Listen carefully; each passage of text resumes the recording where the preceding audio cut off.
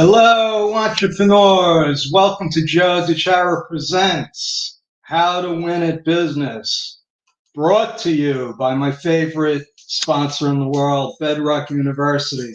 For, for entrepreneurs that want to learn and grow, I invite you all to attend our campus, try us out. It's free to register right now. And if you're interested in being a professor, in our university, please contact me. And I'm going to give you my contact info here, which is just simply go to timewithjoe.com. And I want to welcome everybody. Happy Sunday evening. I'm coming to you live from downtown Flushing. And I was, just to be transparent, I was watching my replay from last night, and I realized for some reason I'm like always moving around. I don't know if that's always, but so tonight, and I'm putting it out there because this is all like a practice run, and that's what I learned about life. Really, it's all practice. We just try to keep getting better. So I'm gonna try to do it like one of those CBS anchor men, and that was another thing. I keep saying and okay. So I know in Toastmasters they have people that rate that. So I might hire somebody to go back and critique my past performances. So I'm gonna try to stop moving. I'm gonna stop saying okay, and I'm gonna stop saying or whatever it is.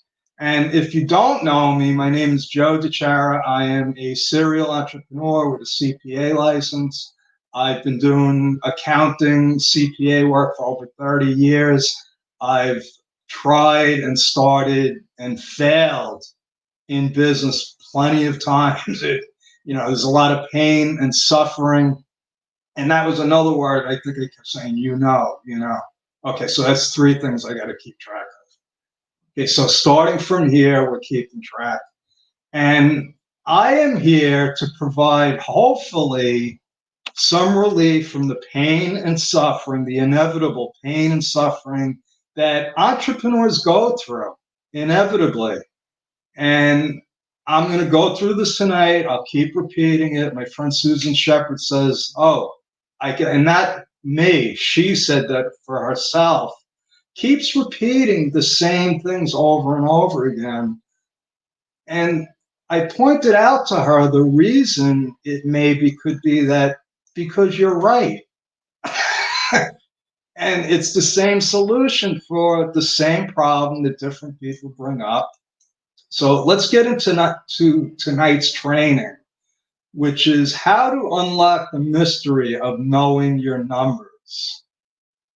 Now, if you want to be successful, and that's what this is all about, because in my 35 years of accounting and entrepreneurship, working in the trenches with thousands of business owners,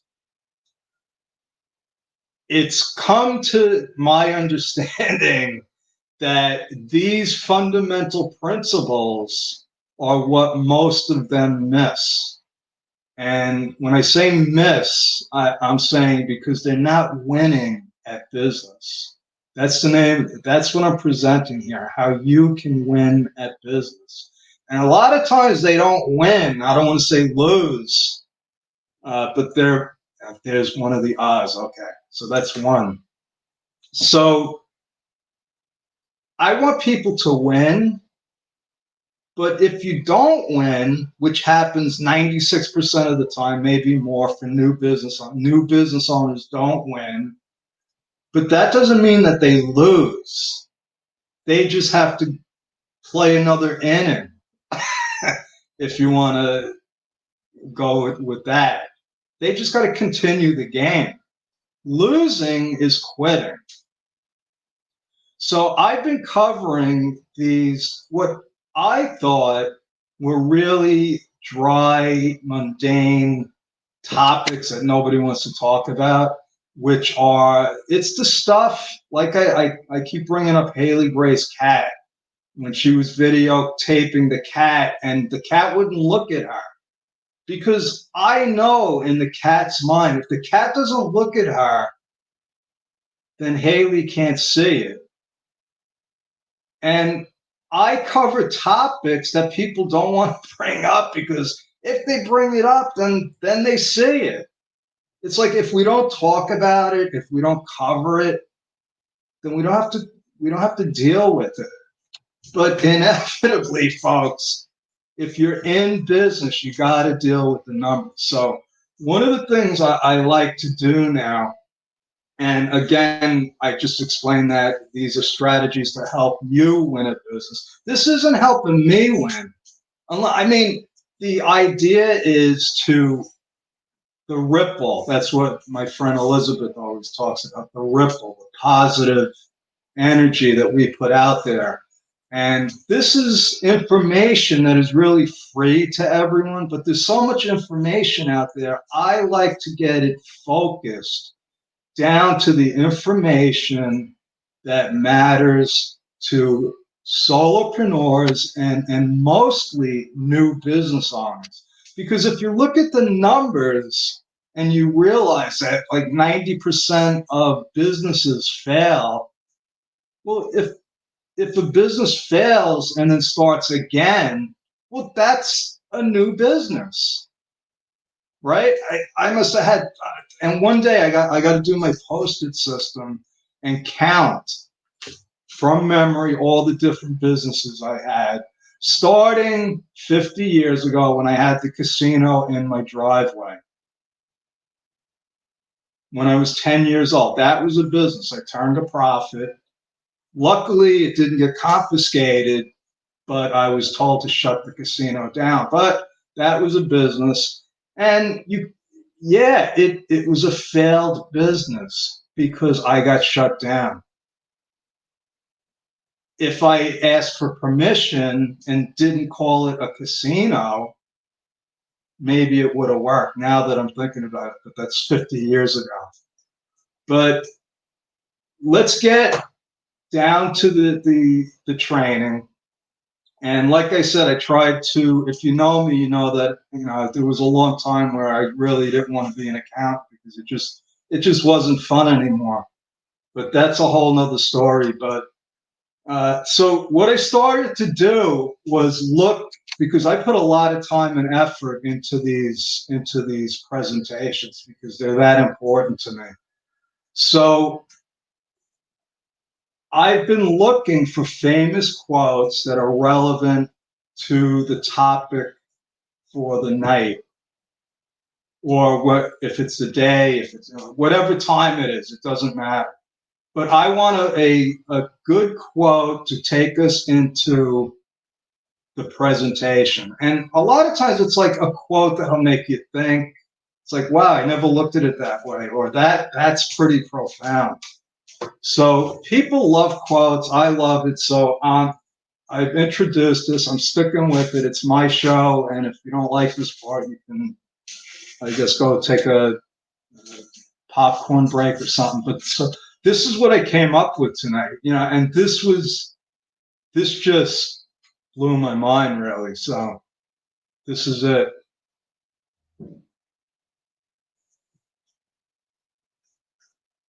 So the truth is, I looked for a long time.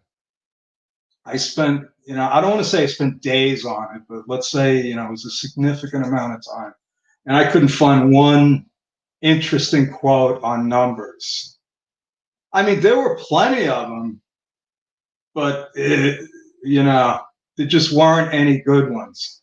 So I hope that that's not an indication of what tonight's presentation is going to be like. I hope that the rest of it goes better, but I came up with a 0 tonight, folks. And if you're watching, I would appreciate if you give me a, what do they call it? A hashtag live. And if you're watching the replay, which most people do, I understand that because, we're busy people, but give me a hashtag replay.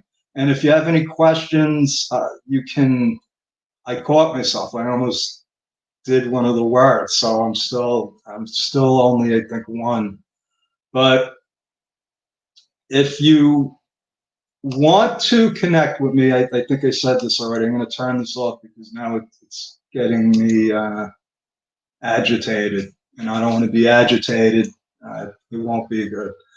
Because life is difficult, folks. I remind myself this every day. Not that I'm oh my God, what? No, it's the opposite. I wake up with gratitude and acceptance because this was one of the quotes that did it for me. And maybe that's why people love quotes, because sometimes, a quote hits you and it just stays with you.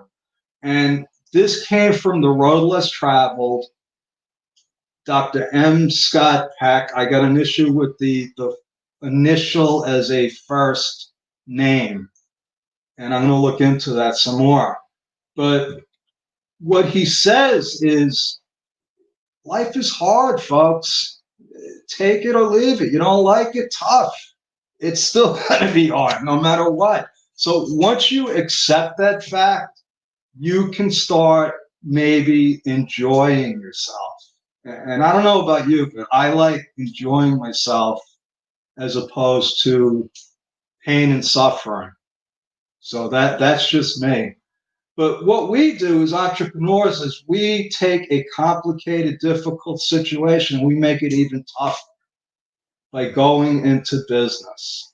And that's the truth, folks. When I ran my casino, it was, maybe one of the best little segments of my entire life. Like if I had to clip out like what was like a moment, and it was, getting that money from my friends and my friends giving me money and then thanking me when they left. And I said, this is easy. Well, it's not easy. I found out later. So, according to, and I started talking about the 96%, who knows what the real number is? But the Forbes, which has been around a while, claims that, well, this was an article, 8 out of 10 businesses fail. They're not being very specific.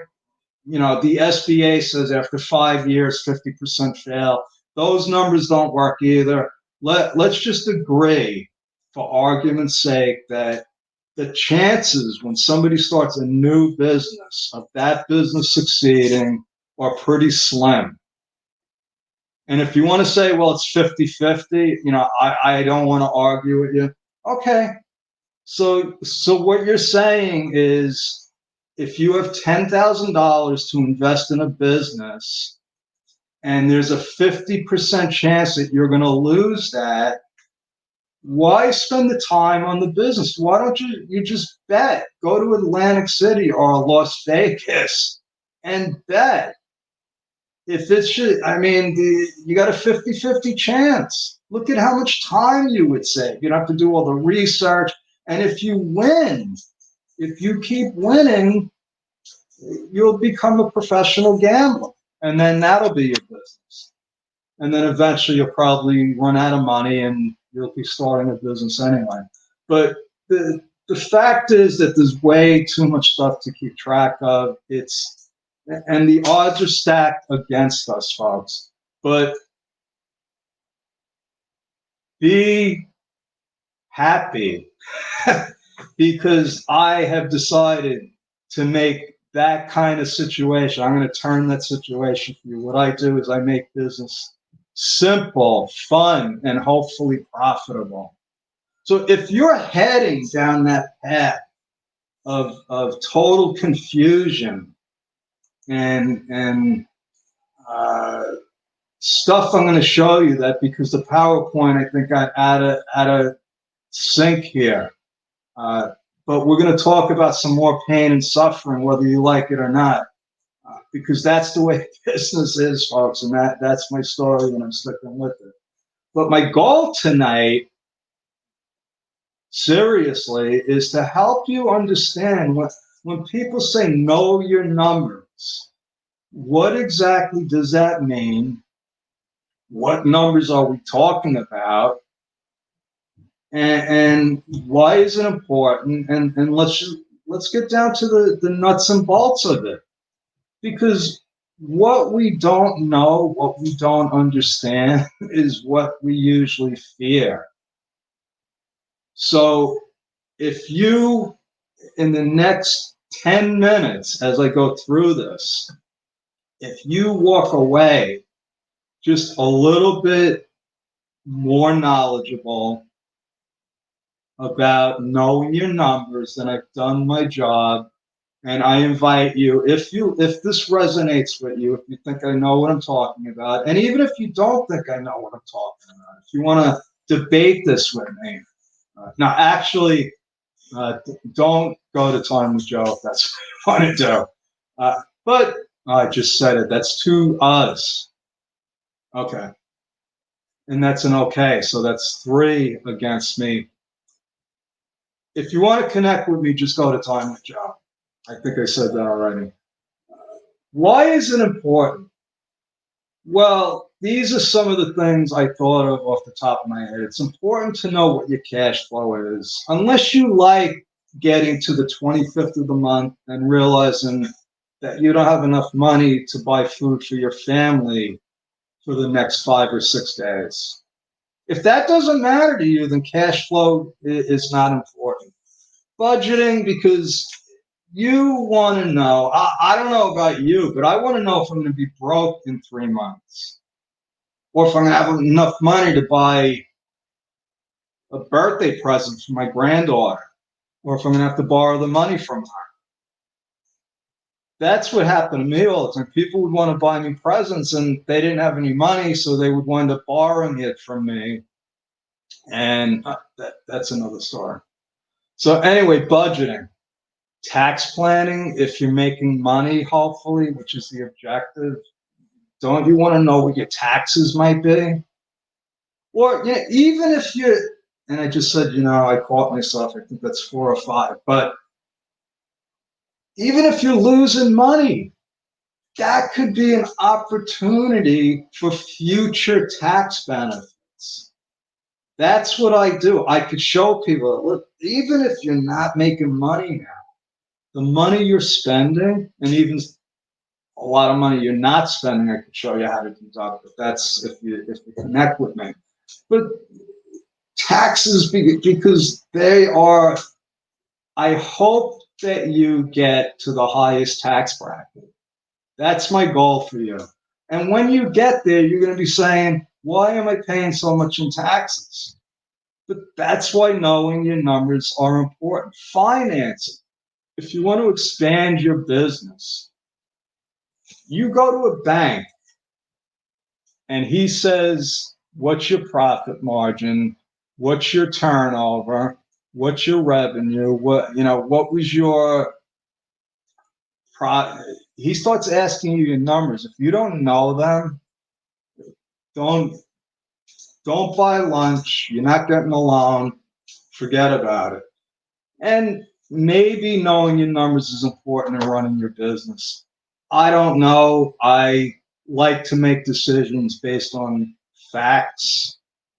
And believe it or not, folks, I have had clients doing millions and millions of dollars in business that didn't know this stuff, that didn't know how much money they had in the bank, that didn't know when they were going to run out of cash because they didn't know their numbers.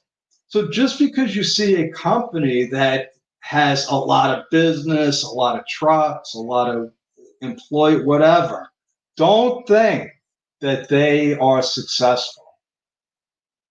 Not by a long shot. The fact is that most business owners do not know their numbers, and that's why the rate of failure is so high. What knowing your numbers is not, because sometimes you get these wise guys that think that knowing every little detail of their business is important. And it is. It is very important. But unfortunately, our brains only have so much capacity. And we could get into a whole thing about, well, it's unlimited capacity. But the fact is that on an ongoing basis, you've got so many decisions to make. What happens is if you're paying attention to every single little detail, you can be successful to a point, to a point. And my experience is when those people get to that point, they get frustrated because the reason why they want to know everything is because they believe that that's going to make them successful. And I've seen it happen hundreds and hundreds of times. It happens with people, we like to call them control freaks. And you know who they are, you know who you are. And if you are, there's hope for you. If you want to be a control freak, and I have no problem with that, I will not take you as a client. You are limited. We can be friends. But as far as business goes, you are going to be limited. And I like to surround myself with clients, friends, people that don't believe in limits. So do not limit yourself by having to know every little detail. And I'm going to tell you what you do need to know. What knowing your numbers is, what it is having everything organized so that you know where it is. And you know when you're going to run out of it. And you know if you have too many of them. And if somebody tries to steal some of it, you know that it's gone. That's what knowing your numbers are. And if you're growing, if you're scaling, it becomes more important to have those systems and procedures that I talk about all the time. So it's really a matter of organization, folks. It's a matter, knowing your numbers is being well organized. And the way you do that is you design a well organized bookkeeping system. And they are not complicated. The simpler, the better. And these are the things that you need to know. You don't need to know what the breakout of last week's petty cash expenses were. And you don't have to worry about if you think somebody, didn't get the lunch special and they could have ordered something cheaper. That's the kind of things that control freaks ruminate about, they get stressed about, and it's not good. And let me just stop for a second. If you're watching, and I did mention, give me a hashtag replay or a hashtag live. If you want to comment here, if you have a question, I know most people are very busy on a Sunday night and they're not live, but that's fine. You can post a question here for me and I will answer it, because I do go back to see, who cares about me, because I ask everybody I know to come on these Facebook Lives. And I can't even get my daughter or my mother or my two sisters to come on. I just don't get it. Maybe they don't find this stuff interesting, but I'm tired of asking. So if you have a question, just let me know that I'm alive and people are watching this. What you need to know is you need to have, how much cash do we have? How much cash are we going to have? How much cash are we going to be short? How much people owe us cash? Because if we're going to be short, we better get on the phone and start calling these people, because I'm getting sick and tired of having to call my clients. So I'm not talking about any client in particular. All my clients are great. If you're one of my clients, I love you. Thank you for paying on time. But A lot of business owners don't have clients like I have. I have the best clients in the world. You got to know how much you owe. True story. I had a client in the body shop business, and one of the largest body shops on Long Island. Literally, he was doing millions of dollars in business, and his cash flow. I mean, he went from zero to hero in unbelievable time. And he was a friend of mine. Then he hired me as an accountant after he built a nice sized business. So I saw him go. And the funny thing is that anyway, he failed the subject that he wound up making a fortune. That's another story. So you don't need to have a Harvard education to make it. So he made it. I get a hold of his books and I start recording everything. And it turns out he had so much money because he wasn't paying his bills. He owed he owed suppliers for like 6 months, and they just gave him credit because of the amount of business they kept giving him. But when I looked at his balance sheet, he was in deep trouble, and he never recovered. He's out of business now. But when people are looking, he's buying houses, buildings, and it was like a Ponzi scheme. That's what it was like. And then I had another client, another large construction company. Guy was making a fortune, but he was broke. He didn't have cash flow. And the reason was their accounts receivable were all screwed up. They had a bookkeeping system that grew very quickly. They went from like 500,000 to 3 million in less than 2 years. And the guy ran out of money. He kept getting jobs. And when you get a job, you got to lay out money. And all his money was on the street, millions of dollars. And we finally cleared that up, and they're doing great. And I don't have him as a client anymore because that's another story. You need to know your year to date and comparable to last year.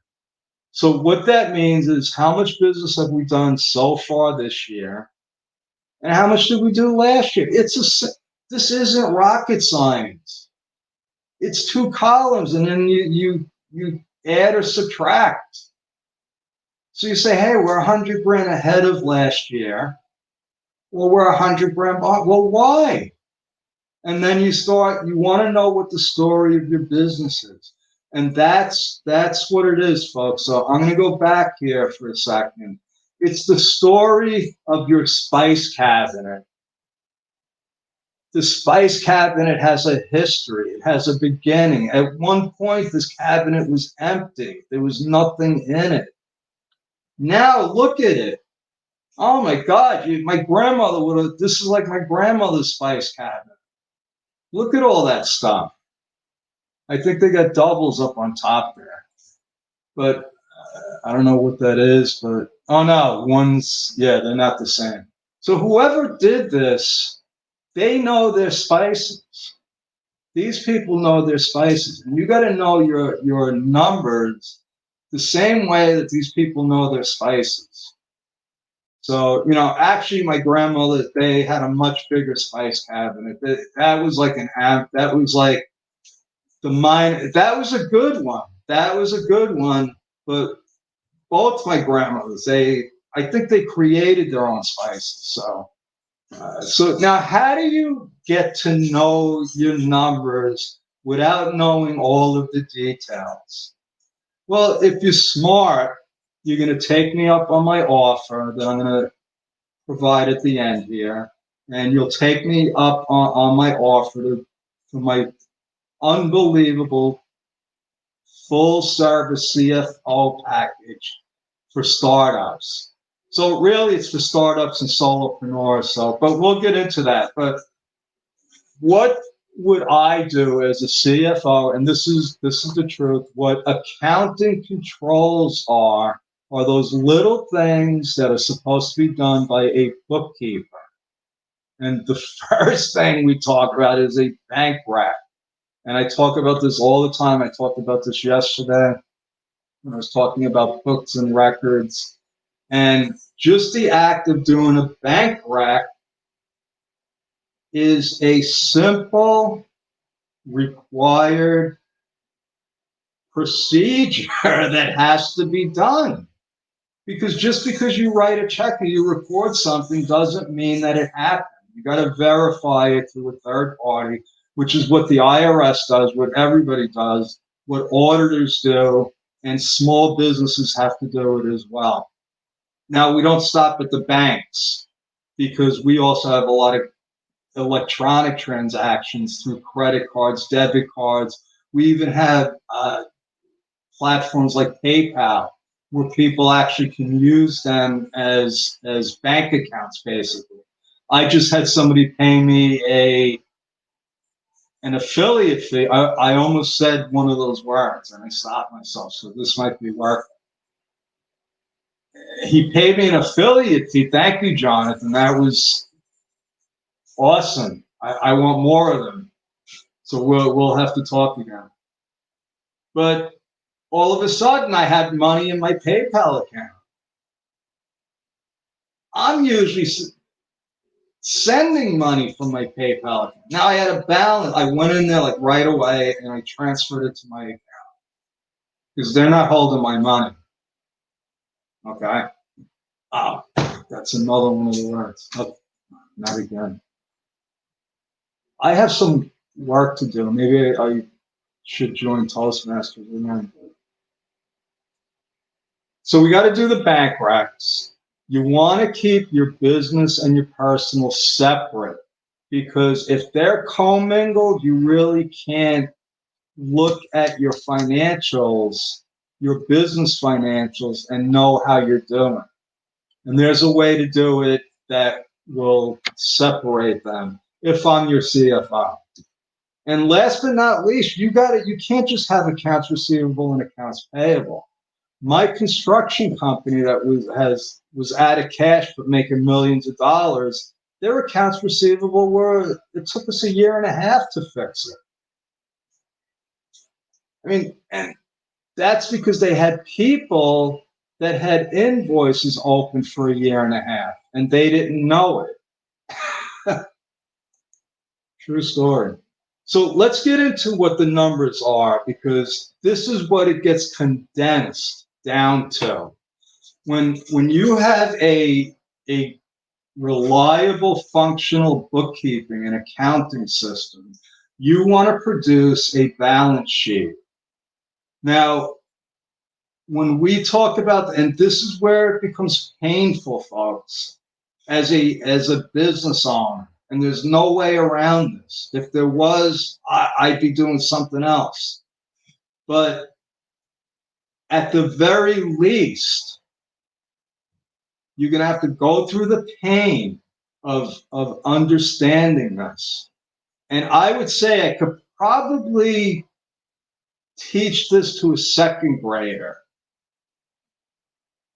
That's how complicated it is. So if you are able to learn at above a second grader's level, in the next 5 minutes, you might actually know what a balance sheet is. Now, we talk about pain and suffering, and I believe that suffering is optional. Pain is inevitable. Like when you're born, I mean, there's a lot of pain. Thank God I don't have to give birth again, or never, never. Yes. Sorry, ladies.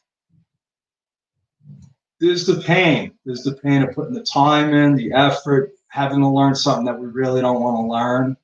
But suffering is when you don't know.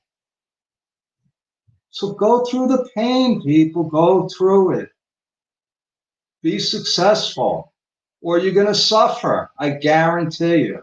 That's the truth. I'm not kidding. So the balance sheet really only has 3 parts. So how complicated could this be? This is like picking your legal entity. There's like 3 choices. And for some reason, 98% of the people pick the wrong one. But that's another story. The balance sheet, let's look at it this way. Assets. Assets are good. They're the things that you own, like cash, like accounts receivable. You got to know, like right now, how much cash do I have? How much accounts receivable?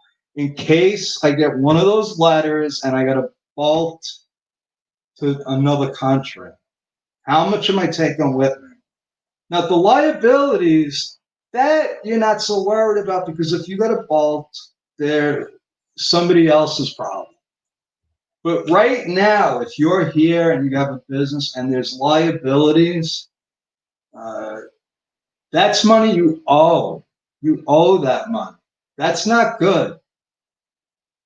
So you got the good and you got the not good.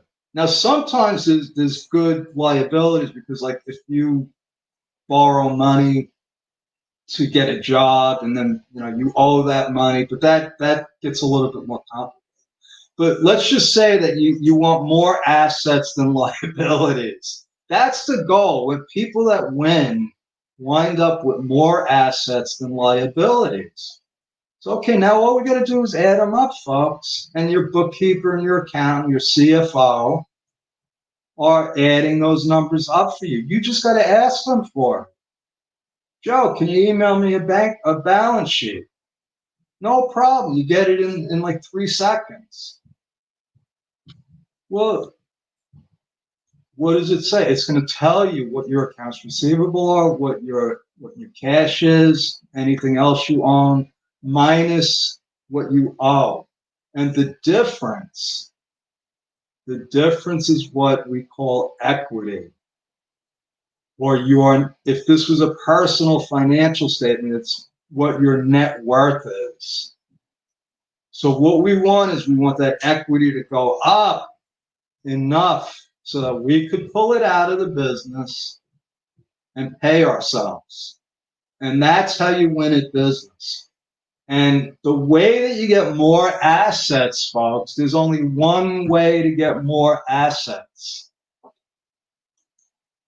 You have to have sales. No sales, no business. All you have are liabilities, and you have what we call a negative equity. You don't want negative.